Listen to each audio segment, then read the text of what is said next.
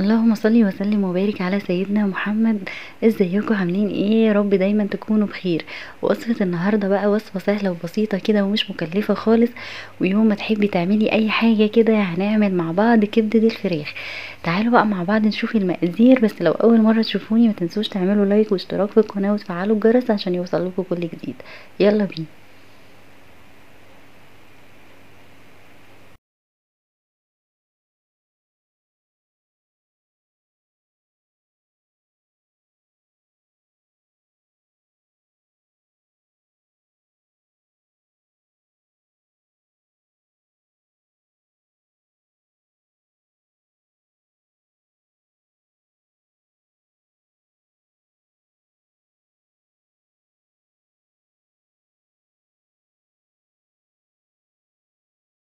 طبعا معايا بقى كيلو من الكبده الصافي كده، كبده الفراخ.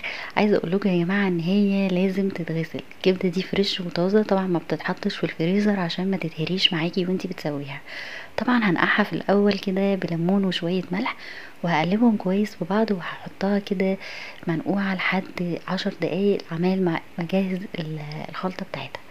تعالوا بقى مع بعض نشوف المقادير. انا معايا هنا فصين توم انا فرماهم كويس جدا، ومعايا فلفل اخضر، ومعايا بصل طبعا انا مقطعاه حلقات، وشوية من الملح وكمون وفلفل اسود، وكمان معايا شوية من الشطة الحمراء ودي اختياري.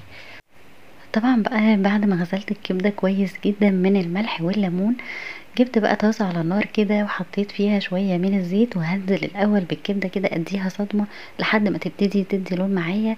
هبتدي بقى انزل بالبصل الحلقات واقلبهم كويس في الكبدة مع بعض كده ياخدوا تشويحة بسيطة. وبعد كده هبتدي احط التوابل بتاعتي. طبعا التوابل بتاعتي اللي هي الملح، الفلفل الاسود والشطة الحمراء. وطبعا يا جماعة لازم نحط كمان عصير من الليمون. عايزه اقول لكم طبعا احنا بننقعها في ليمون وملح، وبنغسلها كويس جدا، وكمان لما بنيجي نسويها لازم نعصر عليها كمان ليمون علشان خاطر نضيع اي زفارة فيها.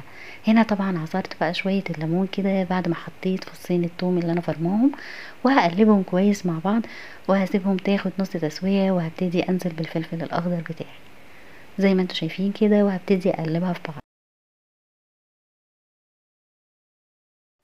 وهنا طبعا بعد ما الكبده استوت زي ما انتوا شايفين شكلها عامل ازاي، كأنها مشوية بالظبط، ولونها حلو جدا، وكمان طعمها رهيب. طبعا حطيت بقى شوية كده من المايونيز والكاتشب، وكمان عايزه اقول لكم عملت شويه مكرونه جنبها، وممكن تاكليها مع العيش او الطحينه زي ما تحبي. عايزه اقول لكم من اسهل الوصفات اللي انا بحبها، وكمان سهله وبسيطه ومش مكلفه خالص، وكمان طعمها حلو جدا. يا رب يكون الفيديو عجبكم، اتمنى ان انتوا تجربوها. ما تنسوش لو اول مره تشوفوني تعملوا لايك واشتراك في القناه وتفعلوا الجرس عشان يوصل لكم كل جديد. اشوفكم على خير.